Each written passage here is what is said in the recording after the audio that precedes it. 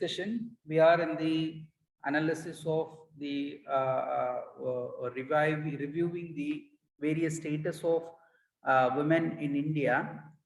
Today we are going to discuss about the demography and female population. What first, before we are starting with the demography and female population, we need to check what is the significance of this demography and female participation, which talks about the population of the female population among the total population, sex ratio of the from the total population, then age-wise population of male and female.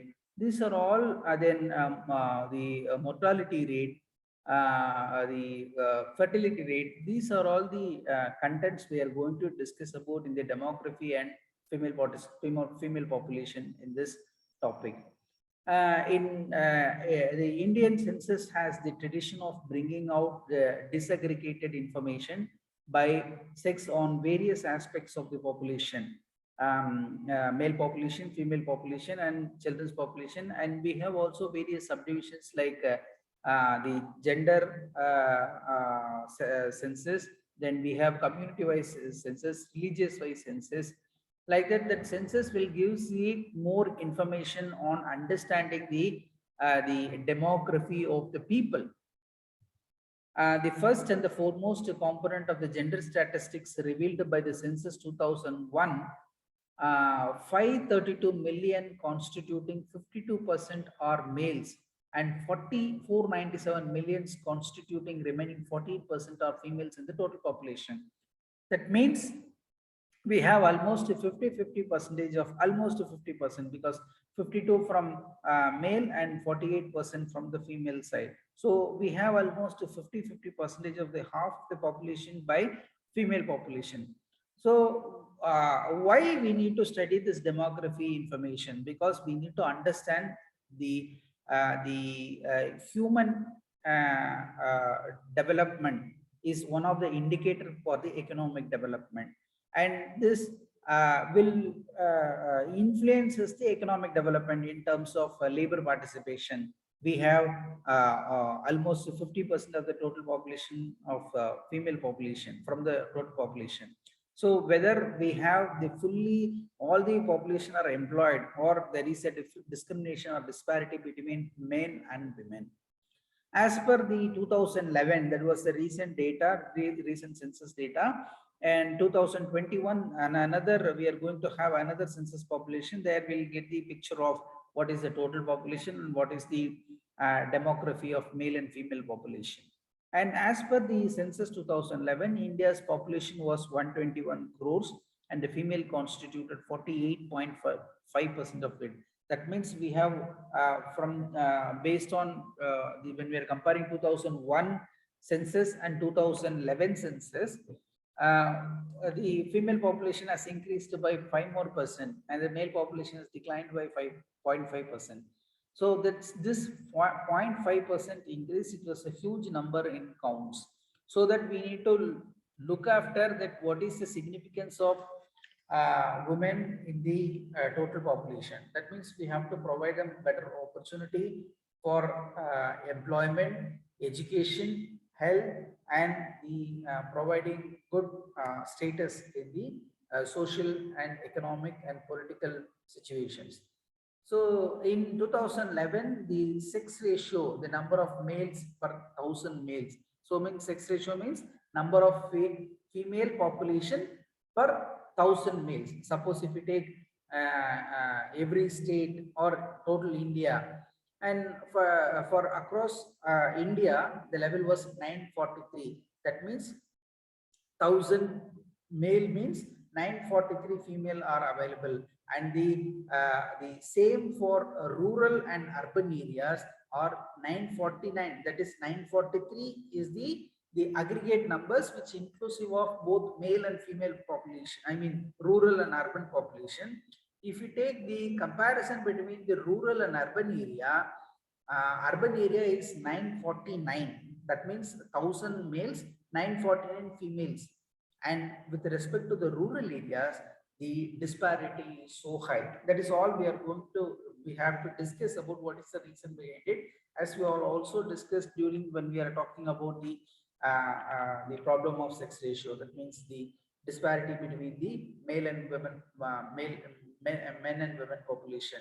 So in rural areas, which having only 929 female population per 1,000 population. So in rural areas, there is the disparity or the gender gap in population. Gender gap in population is so huge.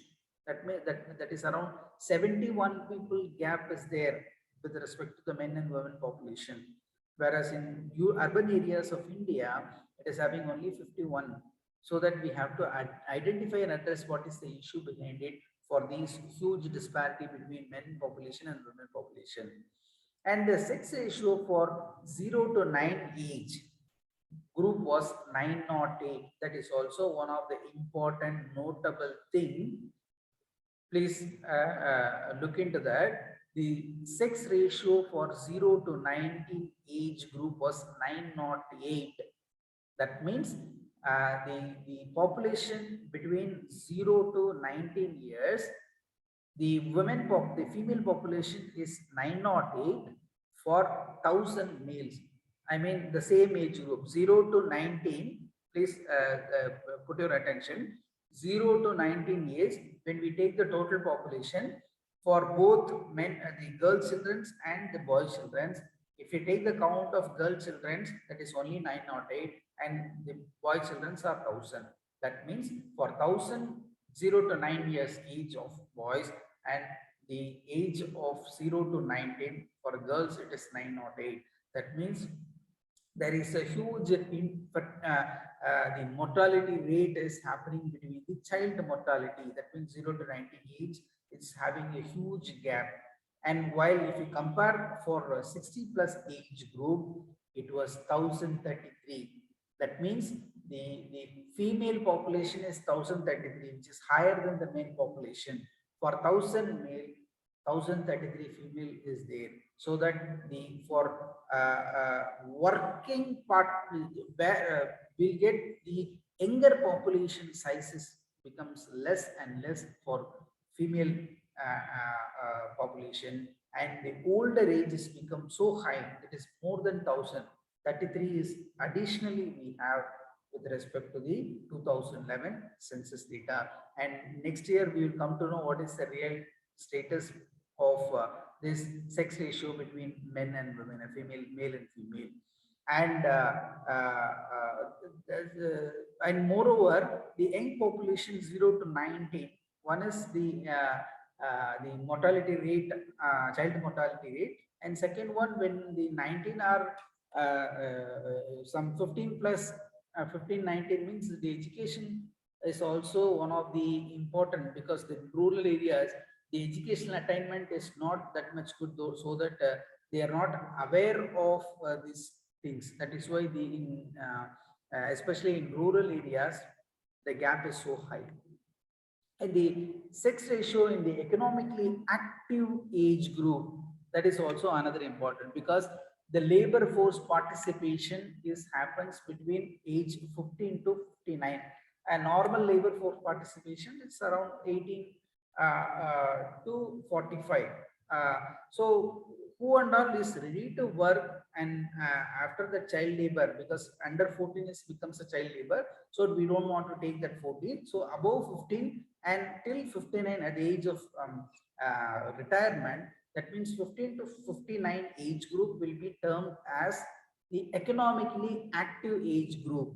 So economically active age group, those who are able to work or they can participate in the labor force participation or workforce participation, that sex ratio when you compute for female population, it is 944 and male population is 1,000.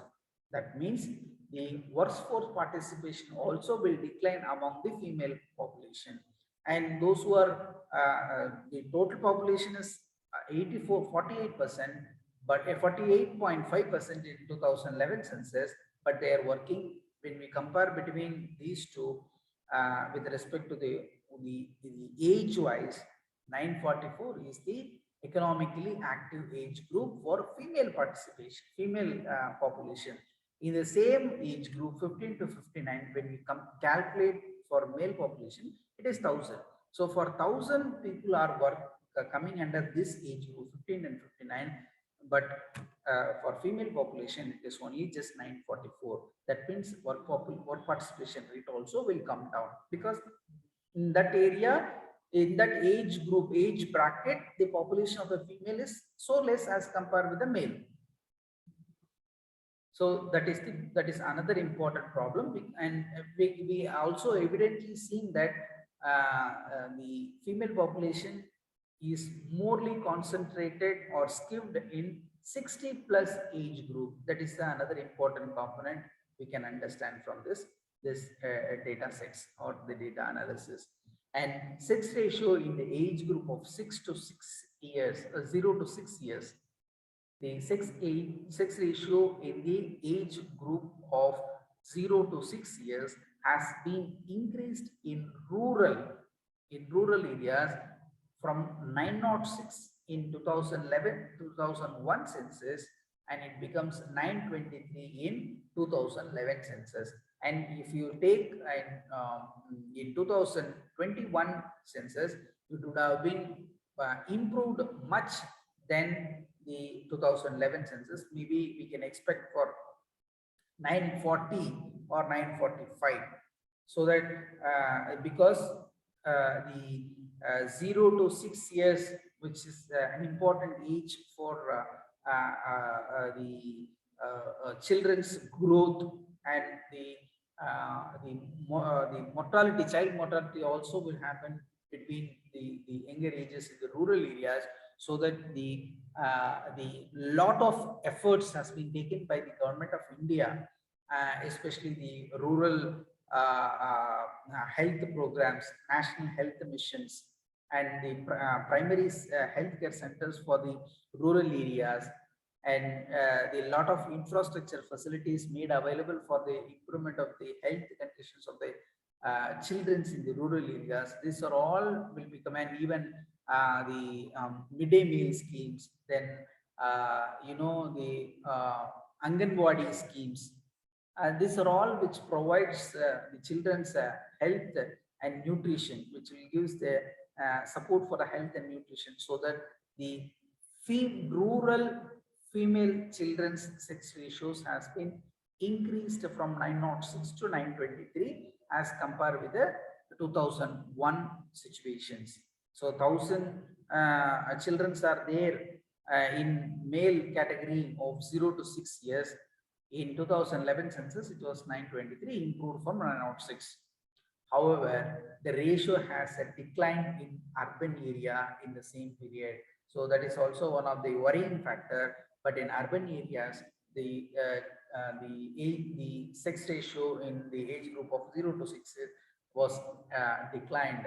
So there is a problem in urban areas also, because there the situation is different, and rural areas. In urban areas, because they have educated people in urban areas, so that they want to avoid the female child population or the female child in their family, so that they are trying to reduce the population at their household level, and it leads to reduce at the national level or state level or the national level. And the women's mean age at marriage, if you see the status of the women's marriages when it was happened in 2017, at all India level, it was 22.1 years. As the data clearly shows, across India in 2017, the average age of the marriage for women, it is 22 years. And the same in the rural and urban areas. Rural areas, it was recorded as 21.7, which is comparatively lesser. And the urban areas, it is recorded as 23.1 years respectively. As per the National Sample Survey, July 2011 and 12, 11.5% of the household in rural areas and 12.4% of the household in urban areas are female-headed households. That is also another important area for the discussion, to understand the female population's roles and responsibilities. And before we are going to explain that, we have to understand what is female-headed households. Female-headed households means in which in a particular family, the woman is the main breadwinner, or the women are the main income generator to take over that family. That they are called as female-headed households. That particular female households, either they have been characterized as they become the head of the family or female headed household, uh, because their husbands have been died, or they will be living as a status with a widow, or else the husband is not living with them, or they are separated or living separately, or divorced women, those who are handling the household expenses by their own income generation. And third characteristics of the, or third category of the women who has engaged as a head of the family, even though the husband is there, but he could not able to capable of generating income, he could not able to take over the family, either with respect to the drunken family husbands, or he may be a disabled person. In such cases also, the female headed family counts, they will take care of the family. The National Sample Survey Organization, that is NSSO, we all know NSSO. That NSSO survey in one round between 2011 July to June 2012, that round which found that 11.5% of the households in rural areas are the female-headed family, and 12.4% households are in the urban areas are the female-headed households. Even even though the rural areas is not having that much of good status of the women, but still the rural areas almost equivalent to the urban areas, we have the female-headed households in the rural area as well, and even they will engage in many of the agricultural activities. So that is